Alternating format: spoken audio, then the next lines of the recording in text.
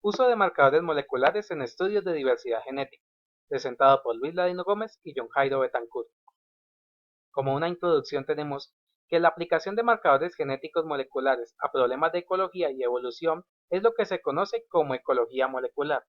La ecología molecular se trata de un área pluridisciplinar de la ecología donde el principal objetivo es la aplicación de marcadores de ADN que son estables, discretos y heredables a fin de identificar individuos, poblaciones o especies y estudiar las relaciones que se establecen entre estos.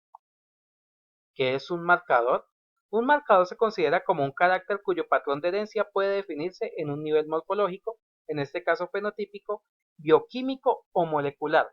Se los utiliza fundamentalmente para el análisis de las diferencias en pequeñas secuencias del ADN entre individuos. Existen diferentes marcadores como son las isoenzimas, RFLPs, RAPs, ISSRs y AFLPs.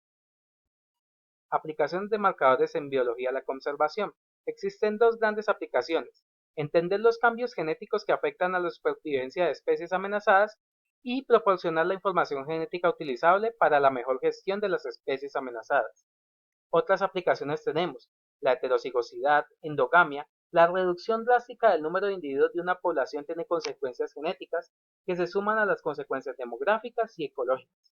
Identificación de unidades de conservación. Al permitir analizar las relaciones filogenéticas entre grupos de individuos, los marcadores moleculares pueden ser la clave a la hora de decidir si una población concreta merece protección. La documentación de fenómenos de hibridación e introgresión. Una de las amenazas para especies en peligro es la pérdida de identidad genética mediante hibridación extensiva con grupos relacionados. Tenemos como uno de los marcadores moleculares las isoenzimas aloenzimas, que fueron originalmente definidas como formas moleculares múltiples de las enzimas que tienen funciones idénticas o similares y están presentes en el mismo individuo. Las isoenzimas pueden presentar varias formas alélicas conocidas como aloenzimas. En su mayoría, son selectivamente neutras y se utilizan como marcadores hereditarios para cuantificar las frecuencias alélicas y genotípicas de los individuos, que son los estimadores básicos de la composición genética de una población. En las aplicaciones tenemos la cuantificación de heterocigosis, diversidad genética, diferenciación genética, variación genética intra e interpoblacional.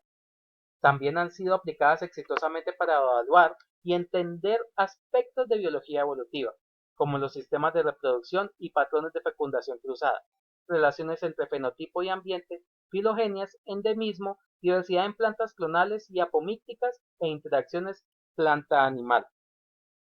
En las limitaciones tenemos que relevan poca variación, la técnica es muy laboriosa, requiere de mucho tiempo y entrenamiento, poco reproducible en los laboratorios. En los ejemplos tenemos los estudios de isoenzimas en la genética de árboles forestales, que su empleo se introdujo hace unos 15 años y en la actualidad está muy difundido basándose en la hipótesis de que las isoenzimas son productos directos de alectos específicos. Una vez identificadas, se disponen de métodos estadísticos para estudiar su distribución, en este caso son las frecuencias, inter e intrapoblacionalmente. En los estudios de electroforesis de aloenzimas e isoenzimas en peces, la usaron para establecer variaciones a nivel poblacional en peces marinos, para verificar posible estructuración genética usando polimorfismos de isoenzimas en peces de arrecifes coralinos. También, los polimorfismos de isoenzimas han sido útiles para relevar la presencia de especies crípticas, evaluar diferenciación intraespecífica separando poblaciones que divergen por separación geográfica, investigar aspectos evolutivos, taxonómicos, filogenéticos y a delimitar las poblaciones de especies explotadas comercialmente. También otro ejemplo es el estudio de los sistemas reproductivos de plantas. Otro marcador molecular importante es el AFLP, que consiste en la digestión completa del ADN genómico total con enzimas de restricción, seguida de la amplificación selectiva de los fragmentos obtenidos para detectar polimorfismos debido a mutaciones en las secuencias de ADN o cerca de él, los sitios de restricción. Los polimorfismos se detectan por electroforesis como un patrón de fragmentos de ADN amplificados, en este caso son las bandas, que difieren en un número y tamaño. Este patrón es altamente específico y debido a las restricciones es la técnica Esta técnica es altamente reproducible. En las aplicaciones tenemos detecta múltiples locis polimórficos, genera huellas genéticas y mapeo y caracterización del germoplasma.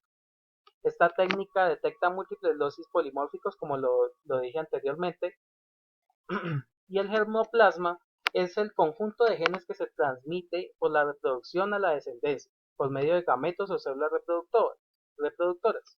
El concepto de germoplasma se utiliza comúnmente para designar a la diversidad genética de las especies vegetales, silvestres y cultivadas, de interés para la agricultura, y en este caso se asimila un concepto de recurso genético. Una de las limitaciones que tiene la AFLP es la radioactividad y su alto costo. Ejemplos de este AFLP son los polimorfismos en diferentes tipos de especies de plantas y animales, estudios de electroforesis de AFLP en peces y analizar la diversidad genética de poblaciones de una especie.